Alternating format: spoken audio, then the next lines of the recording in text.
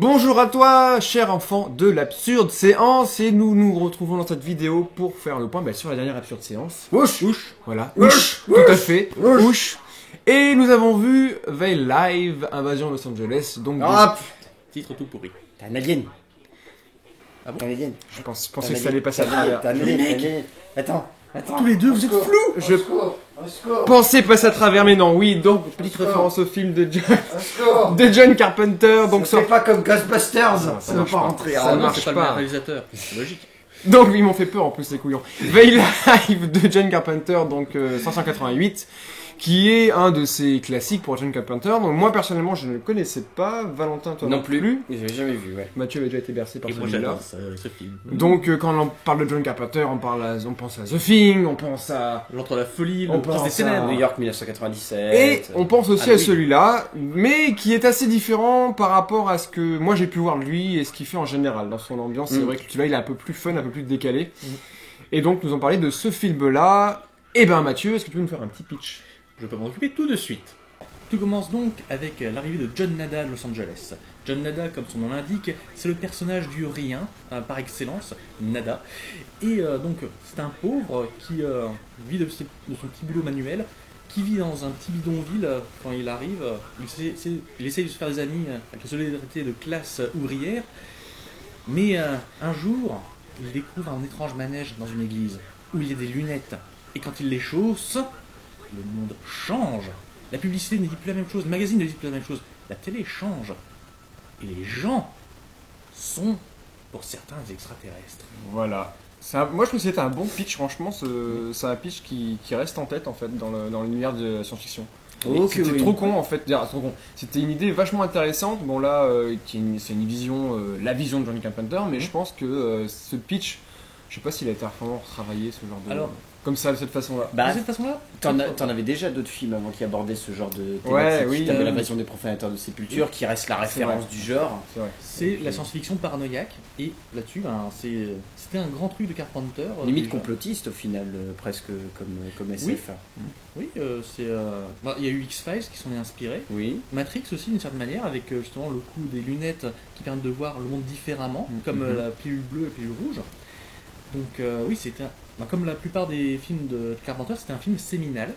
Même s'il n'a pas eu de descendant direct, il a énormément influencé. C'est une des pattes de Carpenter. Alors Ouais. vous, Ouais. qui ne connaissez Vas-y, pas... moi je ne connaissais pas, c'est vrai que Carpenter j'aime beaucoup, mais j'en ai pas vu tant que ça au final, donc celui-là je ne l'avais pas vu, et c'était idéal de le voir hier soir au cinéma. Donc du coup je dis ce que j'en pense, du coup je suis parti sur ça. Invasion de Los Angeles, donc Veil Live. Je ne m'attendais pas du tout à avoir autant d'humour en fait. Je m'attendais vraiment à un film de science-fiction un peu plus sérieux, parce que John Carpenter que j'avais vu c'était quand même une ambiance assez froide, assez glauque et assez réaliste aussi. Et là c'est une vision un peu fun, un peu délirante de Carpenter. Le pitch vraiment est cool, et je trouve qu'il a bien tenu l'idée de A à Z. Après il y a un kitschouille dans tout le long du film, alors du fait parce que ça a vieilli aussi, mais qui est totalement présent et qui marche, qui est parfois même à la limite du nanar. Je trouve vraiment, des fois il en est vraiment à la limite quoi.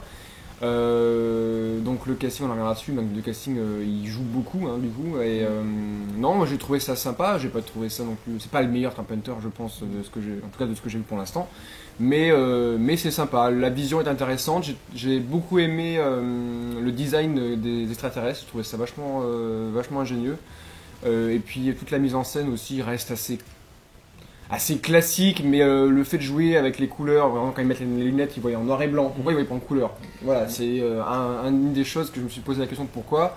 Et donc du coup, tu imagines comment ils ont dû faire les séquences, ils ont dû tourner les séquences plusieurs fois de façon différente, avec la réflexion et ce qu'on voit différemment en fonction des lunettes ou pas. Donc oui, j'ai aimé le film, c'était un bon délire, et non, c'était fun. Voilà. Valentin. Ouais, j'ai pas aimé. Non, c'est un Carpenter mineur, ça c'est clair, dans le genre, mais ça reste divertissant, simple, efficace. Il y a un bon rythme, il y a des personnages qui sont très attachants, malgré leur crétinerie totale, mais c'est à mourir de rire. Le personnage central, il est juste génial, moi je trouve. Il représente une espèce d'archétype des années, de fin des années 80, début 90, où c'est une espèce de gros macho qui est capable de tout faire, mais voilà. il va trouver un rival en une espèce de gros black, c'est assez marrant. Et après, ouais, le scénario est assez simple, mais au final, ça se limite bien à son concept. Et quand le concept fonctionne, on adore l'histoire. Donc voilà. Puis après, ouais, la mise en scène est cool. Enfin voilà, il n'y a pas grand chose à en dire là-dessus au niveau avis rapide. Tu penses que c'est un Carpenter mineur?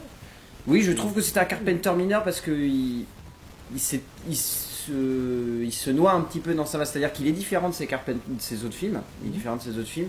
Et en même temps, je trouve qu'il n'a pas de moment vraiment d'éclat, contrairement à ses autres longs métrages où il y avait toujours une scène emblématique, où il y avait toujours un moment qui était assez saisissant, où on se disait waouh, là c'est du vrai Carpenter. Là, je trouve que il se repose sur son concept, il apporte 2-3 touches esthétiques et graphiques, mais il n'y a pas un moment où on va se dire waouh, cette scène-là elle est exceptionnelle. On va juste se dire l'ensemble est bien, l'ensemble est cool, je garde en tête le film dans son ensemble, mais j'ai pas une scène qui va me revenir vraiment en tête quand je vais penser à Vélib. Ah, c'est curieux. Je trouve. Pour moi, c'est au contraire l'un des Carpenters majeurs, c'est peut-être avec The Thing, ou L'Antre de la Folie, enfin, c'est la trilogie de l'Apocalypse, donc The Thing, L'Antre de la Folie et Le Prince des Ténèbres. Pour moi, c'est un des Carpenters majeurs, mais pas séminal, comme j'ai dit, par exemple, pas comme Halloween qui a lancé les codes du slasher à l'américaine. Mais alors, faut savoir que normalement, Carpenter, quand il a réalisé ce film, il disait ça allait être mon dernier film. Parce qu'il a eu tellement d'emmerdes avec les producteurs d'Hollywood qu'il a dit bon bah là je vais leur faire comme ça. Et tout le film c'est sa réflexion politique. C'est parce que Carpenter est un mec très engagé à gauche, un petit peu comme Romero. C'est sa dénonciation des yuppies, donc les bobos de l'époque, aujourd'hui on dit les hipsters, de l'époque Reagan, ceux qui disaient greed is good, pour reprendre Wall Street, voilà, c'est ce genre de truc. L'inversion totale des valeurs au niveau de la société. Et donc, c'est pour ça que pour moi ce film est aussi majeur, c'est parce que il est total, si j'ose dire. Tous les détails ont une symbolique, une raison d'être. Et moi je trouve ça génial. Chaque fois que je le vois, je me régale, parce que chaque fois je veux le petit détail qui se rapporte à son époque, mais qui est encore valide aujourd'hui. Parce que là encore, aujourd'hui, dans une époque où les riches s'enrichissent, les pauvres deviennent plus pauvres, et on dit aux pauvres, mais vous êtes cons d'être des pauvres, vous devriez être riches, hein. Qu'est-ce que vous foutez comme de glandus? Bah c'est pour ça que ça marche, parce que ça n'a pas vraiment changé. De toute façon, c'est un film qui marche, comme disait Jean-Maurice, il marche encore dans notre temps aujourd'hui. À l'époque, je crois que c'était qui au gouvernement américain? C'était Reagan. Et donc, du coup, bah oui, en plus, donc du coup, voilà, le film prend encore plus de sens, c'est que j'ai pas pensé à ça. Donc c'est une vraie critique de la société de l'époque et qui marche encore aujourd'hui. Parce que voilà, les aliens, donc on voit des aliens et les aliens sont en fait veulent prendre le pouvoir, les contrôles de la planète. Ils sont déjà, mais ils veulent vraiment encore s'amplifier et être plus forts qu'ils ne le sont. Et donc du coup, bah, ils sont dans les médias, ils sont dans la politique, ils sont dans tout ce qui nous entoure. Donc une personne sur deux est un alien en fait quand on croise dans la rue. En gros, c'est ça, quoi. Ouais. Enfin, pas une personne sur deux. Non, une personne sur deux dans les trucs haut placés. Voilà. Oui. Parce que au niveau des ouvriers, là par contre, ils sont tous humains. Parce qu'ils sont tous soumis. Et là, il y a plein de trucs. Il y a l'utilisation de la télé qui est dénoncée. Et il y avait aussi, je m'en souvenais plus, mais il y a une référence justement à Carpenter Romero lui-même dans le film à la fin, quand les extraterrestres font un débat télévisé. Il y en a un qui dit les auteurs comme Carpenter Romero ils font de la violence, c'est pas bien, etc. Ah, il dit ça, j'ai pas vu ça. J'ai pas fait gaffe du tout. Et moi quand j'ai vu ça, je me suis dit putain, Carpenter là subversif. Petite private joke là. Voilà. Mais donc je pense qu'on est d'accord sur deux points, c'est que ce film est bon, c'est un film bien travaillé. Et puis en même temps, c'est un film subversif. Ah bah ça c'est clair. Ouais. Voilà. Mais ça l'est peut-être plus autant aujourd'hui, résultat, parce que aujourd'hui c'est assez dommage dans un sens, c'est pas vraiment. C'est que cette idée, voilà, théorie du complot, comme quoi on serait dominé par des puissances supérieures qui nous imposeraient un diktat et une manière de penser. Ça fait plus rire aujourd'hui malheureusement à cause d'Internet, parce qu'aujourd'hui avec Internet tout le monde fait ça. Il y a quasiment une personne sur 3 sur Internet qui va te sortir une théorie du complot à la con sur n'importe quel truc. Donc je pense que dans un sens ça fait toujours écho ce film aujourd'hui, mais ça fait plus rire que ça ne le faisait à l'époque. À l'époque ça devait avoir un ton qui devait être très fort, et résultat ça devait faire réfléchir à un degré qui devait être beaucoup plus impactant sur le spectateur. Là aujourd'hui malheureusement, et on l'a bien vu dans un sens malheureusement dans la salle hier, les gens voient ça avec beaucoup de rigolade. C'est-à-dire que leur montrer qu'il y a des extraterrestres qui nous dirigent, ou en tout cas il y aurait des personnes qui formeraient un groupe qui dirigerait, on va dire, le petit peuple, bah, ça les fait marrer parce qu'aujourd'hui on n'a plus envie voilà, de pointer du doigt peut-être des erreurs qu'on aurait commises par le passé qui aujourd'hui nous seraient renvoyées par le biais de ces personnes-là qui nous imposeraient un diktat. Tu penses qu'aujourd'hui, moins de personnes penseraient Non, à ça? je pense pas qu'aujourd'hui il y a moins de personnes qui pensent ça, je pense qu'aujourd'hui ça impacte moins que ça devait le faire à l'époque. Donc aujourd'hui ça n'est plus aussi subversif que ça l'était à l'époque. Ouais, À l'époque ça devait retourner tout le monde de pointer du doigt un truc comme ça, tout comme Don Siegel quand il a fait la version du Profanateur de Sépulture, ça a retourné la planète et pendant plusieurs mois, même plusieurs années, on était dans cette optique-là où voilà, on est dominé, Parce que là on est baigné dedans et on est né avec cette idéologie aussi, donc du coup... on est né un peu avec ça malheureusement, et puis encore plus depuis les attentats du 11 septembre, où résultat, à partir de ce moment-là, il y a eu une espèce d'automatisme régressif où les gens voulaient absolument trouver une supercherie là où il n'y en avait pas forcément. Ce qui est assez particulier, c'est-à-dire que voilà, aujourd'hui, n'importe quel truc qui va se passer dans le monde, qui va avoir un rapport avec du terrorisme ou avec de la politique, il y a un connard sur internet ou un mec qui va se charger de sortir: ah mais non, mais en fait c'est des mecs qui dominent ça, c'est les Illuminati, c'est les reptiliens, c'est mes couilles, c'est... Et en plus, là on peut voir comme une mise en abîme. Hein, aujourd'hui, lorsqu'il y a vraiment un complot, au sens large, je veux dire, quand il y a par exemple un attaque terroriste, ce qui est un complot à la base, hein, là justement, quand on a une vraie version, mais que c'est pas forcément la version officielle, ou c'est la version officielle mais qu'elle n'est pas complète, bah là justement il y a des gens qui vont se dire ah mais il y a en fait un truc derrière et un truc derrière et un truc derrière. C'est bien qu'en fait on a du mal à chercher ce qui est vrai. Et là c'est intéressant. Pas forcément à chercher ce qui est vrai, c'est à différencier du vrai qui est faux, parce que résultat, à partir du moment où tu as deux idées qui vont se faire face sur un événement, c'est à partir de ce moment-là que naît l'idée même qu'une personne puisse évoquer une théorie du complot, parce qu'il y a deux idées, il y a deux choses qui se font face, il y a deux événements qui ne sont pas tout à fait identiques. Par exemple, que je reprends l'exemple des attentats où tout le monde se base là-dessus, et ça a été démenti tout récemment par un ingénieur.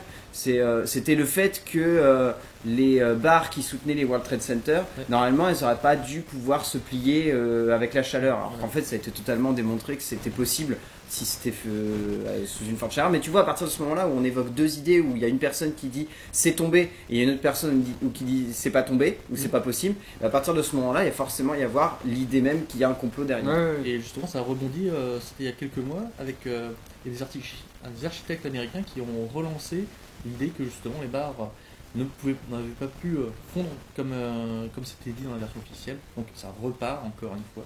Enfin voilà, juste pour rebondir sur le fait que le subversif ne l'est plus forcément aujourd'hui. Et que même aujourd'hui, ça serait plus possible de faire ce genre de film subversif. Mais est-ce que ce serait plus possible parce que ce film a vieilli? C'est-à-dire que c'est la façon dont la société pense qui a changé, ou aussi parce que la façon de faire les films subversifs a changé? Bah, c'est dans la façon de le faire, c'est dans la patte du genre de film. C'est le genre de film qui ne ferait pas aujourd'hui, même une comédie américaine qui pourrait un peu pointer du doigt de façon beaucoup plus assumée, dans le sens où on part d'une comédie, on restera d'une comédie de A à Z. Elle le ferait pas comme ça. Enfin, elle le ferait pas comme ça du tout. Bah, ils le font de manière détournée, regarde Idiocratie par exemple. C'est exactement ça. Ouais. Idiocratie. Mais voilà, c'est assez compliqué. On s'éloigne un peu du film. Ouais, on va essayer de revenir un peu. Donc voilà, tout ça pour dire qu'au final, le scénario, tout de même, c'est l'un des gros points forts de ce film, parce qu'il a quasiment aucune fausse note, il a quasiment aucune erreur. Enfin, moi je trouve personnellement. Je sais pas vous, mais je trouve qu'on est typiquement là-dedans, quoi. Non, c'est pas là qu'on peut trouver des erreurs. Non, mais le scénario est simple et l'idée de base elle est démontrée du moment. Dès qu'on a vu qu'il a mis les lunettes, on sait où est-ce que le film allait partir. On savait très bien que ça allait pas chercher et creuser le fond du fond pour revenir à un vrai bouleversement du monde, quoi. On reste vraiment à Los Angeles en plus, c'est pas une emprise mondiale, on n'est pas. Puis au final, il y a un ton comique qui est omniprésent dans le film, qui relativise un petit peu cette idée même de manipulation. Et même, d'une certaine manière, comme dit un des personnages, les extraterrestres sont pas maléfiques dans le genre, c'est pas le Troisième Reich, hein. Ah oui, mais par contre c'est juste insidieux, c'est une dégradation, c'est une dégénérescence. C'est intéressant aussi de voir ce côté-là, qui est plus la caricature, qui malheureusement on a beaucoup aujourd'hui. Là c'est quand même très subtil comme invasion. Oui, Après voilà, donc du coup c'est écrit par John Carpenter lui-même et c'est adapté d'une nouvelle donc de Ray Nelson, donc forcément une dit nouvelle dit déjà petit format d'écriture, donc forcément c'était aussi pour ça que le film n'a pas parti dans tous les sens et n'a pas été se creuser plus que ça. C'est vrai que oui. Je pense que ça a dû respecter vraiment la nouvelle de base. Après, Carpenter, avec sa patte, il a insufflé ce qu'il aime Mais faire. c'est Carpenter sur Halluciné parce que c'était marqué un autre mec. Oui, mais c'est un pseudo. C'est un pseudo. C'est un ouais, pseudo, ça j'ai m'étonne vu. pas, C'est un ouais. pseudo, mais c'est Carpenter en fait. Oui, je sais plus ce que c'était. Frank Adagio ou un truc comme ça. C'était voilà, un truc comme ça. Et en fait, j'ai vu que c'était un pseudo pour Carpenter. Ouais, C'est je sais pas pourquoi. Carpenter. Il osait peut-être pas bien que c'était lui le scénariste. Non, c'est qu'il voulait mettre plein de noms au générique. Il s'est dit non, je fais déjà la musique et la réalisation. On va mettre un autre nom quand même à l'écriture, histoire vraiment de diversifier un petit peu. Donc ouais, pour le scénar, moi j'ai un autre de spécial à dire. C'est Ouais. Alors parlons casting et réalisation. Alors la réalisation de Carpenter, elle est égale à lui-même. Enfin, elle a une classe qui est évidente quoi du début à la fin. C'est-à-dire dès les premiers plans. Enfin, moi, ce qui m'éclate dans les films de Carpenter, c'est que rien que le titre, t'as de l'ambiance quoi. Parce que rien que le titre, à chaque fois, c'est pas un film de John Carpenter, c'est John Carpenter's Believe quoi. Ouais, John voilà. Carpenter's The Thing, John Carpenter's Ghosts of Mars. Enfin, à chaque fois, il y a vraiment. Voilà, c'est son œuvre quoi, c'est son bébé. Et moi, je trouve ça toujours passionnant. Enfin. Il n'y a plus vraiment ça quoi. Le seul qui a fait ça, que j'ai vu dernièrement faire ça, c'était pour Vignan. C'était Fabrice Duwels qui avait appelé Vignan Fabrice Duwels Vignan. D'accord. Mais il n'y a plus de metteur en scène qui Non, c'est vrai s'amuse que j'ai pas pensé à à ça, faire mais c'est ça. vrai, t'as raison. Mais c'est aussi le fait que le titre était en fait intégré dans l'image. Au départ, c'est donc une image noire avec John Carpenter's The Live. Mm. Puis Puis ensuite, on voit le apparaître livre devient un décor tag. qui devient un tag. Ouais. Et ça, c'est une super malin Mm. aussi comme C'est manière du d'ancrer. Carpenter quoi. C'est du Carpenter. Tu passes du titre, Mm. alors on met en place le film, au film en lui-même en une seule image quoi. Ouais. C'est de la surimpression qui est très très bien faite. Là-dessus, il n'y a rien à en redire. Encore, là, c'est par contre au niveau réalisation, il y a un truc qui m'a un peu gêné. Alors, Carpenter, son style de prédilection, le style qu'il préfère, c'est le style western, et ça transpire dans toute son œuvre, même s'il n'a jamais fait de western directement. Mais moi, ce qui m'a dérangé, c'est les gunfights. Les combats, il y a deux combats donc à l'arme à feu, et je les ai trouvés mal chorégraphiés. Contrairement à la bagarre, à coups de poing entre Roddy Piper et Keith David, qui elle est épique. Qui se bagarre pendant 5 minutes pour mettre des lunettes. Hein. Au C'est plus, quand même- plus, je dirais même Oui. quasiment 10 minutes quoi. Enfin, c'est- Ah, et ça, c'est un parti pris qu'il avait pris aussi John Carpenter pour cette séquence-là, que je trouve très très bon. Personnellement, qui me semble même excellent. Bah, il y a un moment en fait que dans la séquence, je reviens à la séquence de gunfight, tu penses, celle qui est dans la petite ruelle avant Alors, qu'il il y a parte celle dans la le- ruelle justement où c'est assez mécanique, c'est assez plan-plan, je trouvais, puisque c'était plan à hauteur pour Roddy Piper, ensuite plan en contre-plongée Oui, pour quand il le tire choper dessus, les... mais c'est hop, hop, hop, hop. Et je crois qu'il Ah, trouve est-ce qu'il y a qu'il un- n'y a pas un problème de limitation technique dans le sens où il voulait, ou à cause de la double vision en fait des personnages, où il y a la mise en scène vraiment et il y a la vision subjective où tu vois les aliens en noir Mais et blanc. on n'en voit pas tant que ça dans cette On n'en voit pas tant séquence-là. que- Bah je trouve. si justement quand ils sont. Oui, quand ils mais sont en seulement hauteur. ceux qui sont où, mais toute la première partie où t'en as plein qui arrivent, tu te demandes même si c'est pas Ouais, c'est des ça. humains en fait des fois. Ouais, Parce ouais, qu'il c'est y a un moment, vrai, ils ouais. quittent un peu ce. Mais on a cette aussi vision. un problème avec le fait que justement, tu as les mecs en hauteur qui tirent, Roddy Piper, parce que c'est lui qu'on regarde surtout, qui au milieu de la ruelle et qui se fait pas toucher, et qui fait et qui touche. Donc là, c'est, disons, au niveau de chorégraphie, moi j'étais un petit peu. En plus, chorégraphie, Ça va résultat au niveau de la réalisation. Pas vraiment au niveau du gunfight en lui-même, c'est plus la mise en scène Voilà. du gunfight que le gunfight. Ok, Donc d'accord. voilà, c'était cette partie-là que je trouvais, je vais faire un petit blasphème, je trouvais ça un peu paresseux de la part de John Carpenter qui a réalisé des combats de bien meilleure qualité dans sa carrière. Donc, moi, c'est peut-être aussi à cause du budget, parce que ça a toujours été un petit budget chez Carpenter, mais c'était un peu gênant. Voilà. Ok. Bon, et vous, qu'est-ce que vous avez pensé de la réalisation? Non, mais j'ai rien d'autre à dire. C'est vrai que ça reste c'est du simple Carpenter. Je dirais qu'il y a rien de, il y a pas un plan qui j'ai fait waouh. Il y a pas ouais non, ça reste simple. Mais après, je m'attendais pas, je ne m'attendais pas à en voir plein les yeux parce que ce qui m'intéressait c'est le propos du film en fait. Et je pense que là, il s'est plus basé sur le propos et ce qu'il voulait montrer et raconter. Il raconte plus qu'ils veulent faire frissonner ou faire bondir en fait. Je trouve dans ce film-là. Oui. Donc voilà, moi j'en ai rien d'autre. Complètement. On passe au cast ou t'as autre Ouais, chose à on dire passe sur au la- cast. on passe au J'aurais juste une dernière chose à dire sur la réalisation. C'est un truc que j'aimais dans sa narration. Il a appliqué un principe de Robert Heinlein, qui est un écrivain de science-fiction américain, qui disait montrez, ne disez pas. Ne dites pas. Parce que là justement, chaque découverte, c'est pas souligné comme qu'on peut faire, par exemple, typiquement dans les films mainstream américains.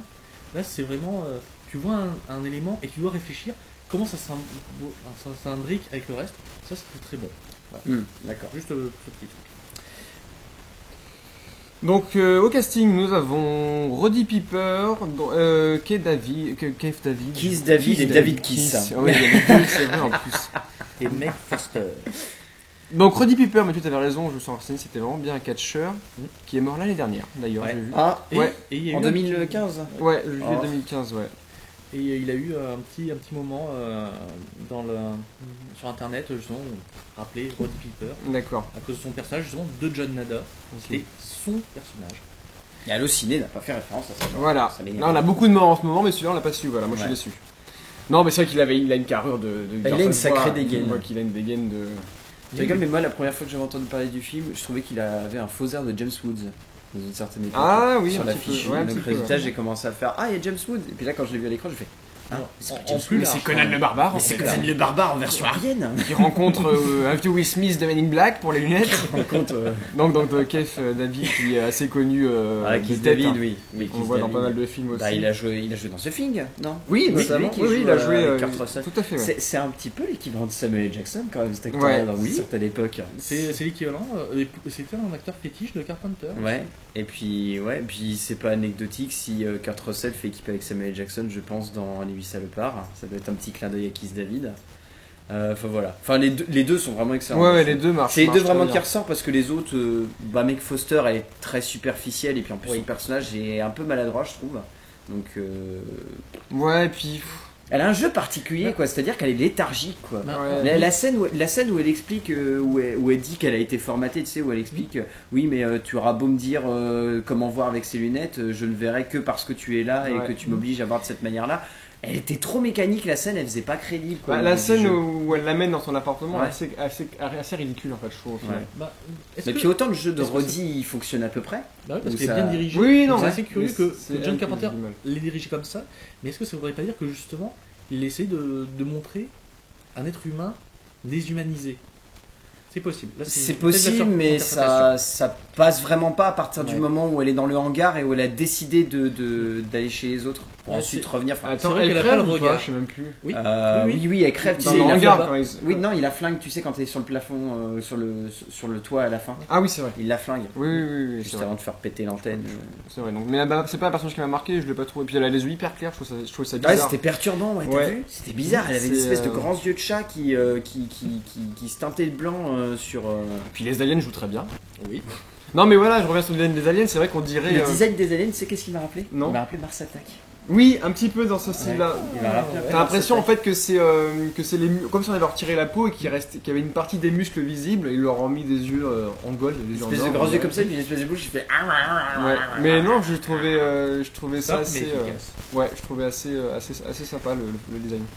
Et c'était marrant quand même le seul personnage féminin en gros, donc Holly Thompson joué par Nick Foster, et c'est vrai assez écartable, ce qui fait qu'on reste en fait avec, comme couple Roddy Piper et Kiss David. Et d'ailleurs, Une il sorte a de- des tendances un petit peu de. Ouais, une sorte de bromance. Une superbe. Bah, les scène premières- dans l'hôtel, qui est très très bien. Superbe scène où ils se mettent torse nu, c'est. J'avoue. J'ai beaucoup aimé, moi. Mais même quand ils se battent, quand ils se prennent, t'as l'impression qu'ils se font un câlin en fait au début, mais en fait non. C'est juste... Mais, ouais non, la séquence de fight, c'est Bah, la plus quiche du film en fait au final, mais ça marche tellement bien en fait. Ouais. Bon, petit bilan. Ouais, petit bilan. Ça commence à faire long là. Petit bilan. Bah, on est venu pour regarder un film et botter des culs, et on a fini de regarder le film. Non, bah voilà, si vous aimez ce que fait John Carpenter, ce sera assez différent, je pense. Après, j'ai pas tout vu, hein, je leur dis, mais assez différent de ce qu'il a pu faire avant. Mais c'est le côté fun de Carpenter, mais on retrouve quand même sa patte, on retrouve quand même ses idées et tout ce qu'il veut mettre en avant, et je trouve ça. Et tout ce qui fait son cinéma. Ouais, tout ce qui fait son cinéma. Et pareil, on revient à la musique, mais c'est vrai il y a encore un thème là qui est récurrent et qui marche. T'as l'impression que c'était à chaque fois qu'on chopait le personnage principal et qu'il avait un petit regard qui se posait et que la musique se lançait, quoi, voilà. Donc John Carpenter, maître de ses films et de ses œuvres, et ça restera encore un classique de sa filmo. Voilà. Ça, c'est clair. un de mes Carpenter préférés. Je suis bien, je suis trop bien. Allez le voir, regardez-le. C'est bien de. Donc mettez vos lunettes 3D et faites gaffe à qui est autour de vous dans la salle. C'est ça. Il peut y avoir des... Ils sont parmi nous. Il peut y avoir des reptiliens, des Illuminati ou des aliens. On ne sait jamais. Donc on se retrouvera le... C'était fin janvier, j'ai perdu la date, c'est le 28. 28 janvier. Donc là il y a une soirée spéciale Terminator vs Robocop. Donc on sera pas long parce que voilà, on les connaît tous ces films. Mais j'ai pas vu Robocop. T'as jamais vu Non. Robocop? J'en ai ça va vu être des bien. extraits mais je l'ai jamais vu Ça en va être entier en bien. fait. Tu Voilà. vas découvrir un sacré film. Ah oui. Donc du coup on parlera de ça, Oui, à part. tout simplement. Voilà. Donc petit cri de l'absurde séance. Yep. Wouch.